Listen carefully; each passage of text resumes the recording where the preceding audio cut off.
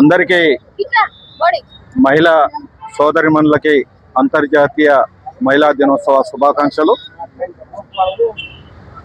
ఈరోజు మహిళలు జరుపుకుంటున్నటువంటి అంతర్జాతీయ మహిళా దినోత్సవం ఏదైతే ఉందో, అమెరికాలో న్యూయార్క్ నగరంలో మహిళలు తమ పని గంటలు తగ్గించాలని, వేతనాలు పెంచాలని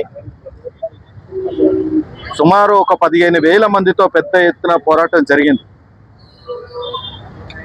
కార్లా జెట్కిన్ అనే మహిళ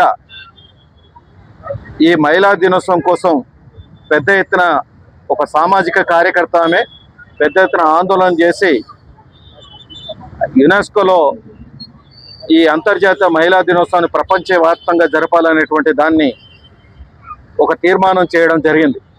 అందుకోసమే మార్చి 8 ఇది అంతర్జాతీయంగా ప్రపంచవ్యాప్తంగా మహిళా దినోత్సవాన్ని జరుపుకుంటూ ఉన్నారు. చాలామంది ఈరోజు మహిళలు, బంగ్లాలో ఉన్న వాళ్ళు మహిళలు అంతర్జాతీయ మహిళా దినోత్సవాన్ని జరుపుకుంటున్నారు. దీని ఒక వ్యాపార వస్తువుగా వ్యాపారానికి ఉపయోగించుకుంటూ ఉన్నారు. కానీ వాస్తవం మహిళా దినోత్సవానికి సంబంధించింది మహిళలు, శ్రామిక మహిళలు, ఇక్కడ ఉన్నటువంటి మహిళలు, శ్రామికంగా పనిచేసుకునేటువంటి మహిళలు ఎవరైతే ఉన్నారో మహిళలకు తమ హక్కులను కాపాడాలని, పని గంటలు తగ్గించాలని, కూలీ పెంచాలని జరిగినటువంటి పోరాటం ఏదైతే ఉందో ఆ పోరాటంలో నుంచి ఉద్భవించినటువంటి దినమే మహిళా దినోత్సవం. అందుకోసం మహిళా దినోత్సవాన్ని ఎక్కువగా శ్రామిక మహిళలు దీని మీద ఎక్కువగా దృష్టి పెట్టి శ్రామిక మహిళలకి ఆ ప్రాధాన్యత చెప్పవలసినటువంటి అవసరం ఉంది. మహిళలు ఈరోజు అన్ని రంగాలలో ముందు భాగంలో ఉంటున్నామనేటువంటి విషయాన్ని చెప్తా ఉన్నారు. అయితే ఇటీవల కాలంలో చాలామంది మహిళలు చదువుకుంటున్నారు, పెద్ద పెద్ద ఉద్యోగాలు చేస్తూ ఉన్నారు, చదువుకొని మధ్యలో ఆపేస్తూ ఉన్నారు. చదువుకున్న తర్వాత నాలెడ్జ్ వస్తుంది, తమ హక్కుల గురించి తెలుసుకుంటూ ఉన్నారు. కానీ హక్కులు మాత్రమే తెలియడం కాదు, ఎవరైనా ఒక మహిళ హక్కు కోసం పోరాటం చేయాలంటే ఆమెకు ఆర్థిక స్వాతంత్రత ఉండాలి, ఆర్థిక స్వేచ్ఛ ఉండాలి. అంటే తను కూడా సంపాదించగలిగేటువంటి శక్తి సామర్థ్యాలు సృష్టించుకుంటే ఖచ్చితంగా ఆ మహిళ తన స్వేచ్ఛ కోసం, తన హక్కుల కోసం నిలబడుతూ ఉంటుంది.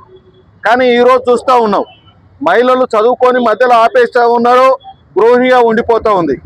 మహిళ అనేక రంగాల్లో పెద్ద ఎత్తున అనేక స్థాయిలో ఉన్నప్పటికీ ఈరోజు మహిళల మీద వేధింపులు జరుగుతూ ఉన్నాయి, అత్యాచారాలు జరుగుతూ ఉన్నాయి, వరకట్నం వేధింపులు జరుగుతూ ఉన్నాయి. ఇవన్నీ కూడా ఎందుకు జరుగుతున్నాయి అంటే మహిళలకు సంబంధించినటువంటి విషయంలో పురుషాధిక్యత సమాజం ఏదైతే ఉందో చాలా చిన్న చూపు చూస్తున్నటువంటి పరిస్థితి ఉంది. ఆ కోవలోనే ఈరోజు మహిళలు ఒంటింటికే పరిమితం కావాలి, బయటకు వచ్చి ఎట్లాంటి హక్కుల గురించి మాట్లాడొద్దు అనేటువంటి విషయాన్ని చెప్పడం జరుగుతోంది.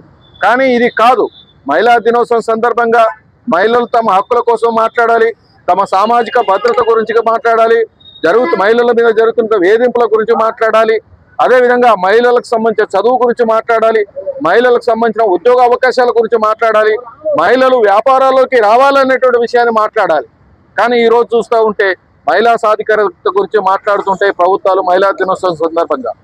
కానీ మహిళా సాధికారత అంటే ఏంటి? మహిళలకి దగ్గర డబ్బులు లేకుండా వాళ్ళ హక్కుల కోసం నిలబడడం అంటే ఎట్లా మాట్లాడతారు? ఇక్కడికి వస్తూ ఉన్నారు, పనికి సంబంధించినటువంటి విషయంలో రోజు పని దొరకడం లేదు, పనికి సంబంధించినటువంటి విషయంలో వాళ్ళకి సరైనటువంటి కూలీ దొరకడం లేదు. అంటే వారానికి ఒక రోజు పని దొరికితే 800తో ఆ కుటుంబాన్ని పోషించుకోగలుగుతారా? ఆ పిల్లల్ని చదువు చెప్పించగలుగుతారా?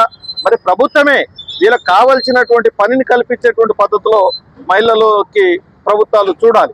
మహిళలకు చదువు చెప్పించడం అంటే మహిళలు కేవలం ఉద్యోగాల కోసము, డబ్బుల కోసం, లేకపోతే తెలివి కోసమే కాదు.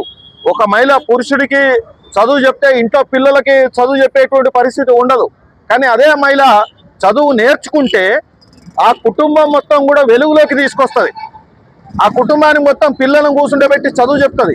చాలా చోట్ల మేము చూసాం, మా ఫ్రెండ్ వాళ్ళు ఉన్నారు ఎక్కడ ఎల్బీ నగర్లో, ఇక్కడ రంగారెడ్డి శశాంక్ కలెక్టర్ గారు ఉన్నారు, వాళ్ళ తల్లి టీచర్ కాబట్టి కొడుకును ఐఏఎస్ చేయగలిగింది, కలెక్టర్ని చేయగలిగింది. అదే మగవాళ్ళు ఉంటారు, తన పని మీద తను వెళ్ళిపోతాడు, చదువుకున్నా తనకు ఎంత నాలెడ్జ్ ఉన్నా రాత్రి 10 గంటల తర్వాత వస్తాడు, పిల్లల మీద దృష్టి పెట్టలేడు. కానీ అదే తల్లి చదువుకుంటే పిల్లల మీద దృష్టి పెడుతుంది, పిల్లల్ని చదివిపిస్తుంది, పిల్లల్ని మంచి నాలెడ్జ్ తీసుకొస్తుంది, ఆ రకంగా కుటుంబాన్ని వెలుగులోకి తీసుకొస్తుంది. అందుకోసం చదువుతో పాటు మహిళలకి ఆర్థిక స్వేచ్ఛ, స్వతంత్రము, డబ్బులు సంపాదించగలిగేటువంటి శక్తి సామర్థ్యాలు కలిగినప్పుడు మాత్రమే మహిళలకు సాధికారత ఏర్పడుతుంది. ఆ రకంగా సమాన అవకాశాలు రాగలుగుతాయి. ప్రభుత్వం ఆ వైపున ఆలోచించవలసినట్టు అవసరం ఉందన్నది తెలియజేస్తా ఉన్నాను. ఈ సందర్భంగా మహిళలందరూ కూడా మరోసారి శుభాకాంక్షలు తెలియజేస్తూ సెలవు.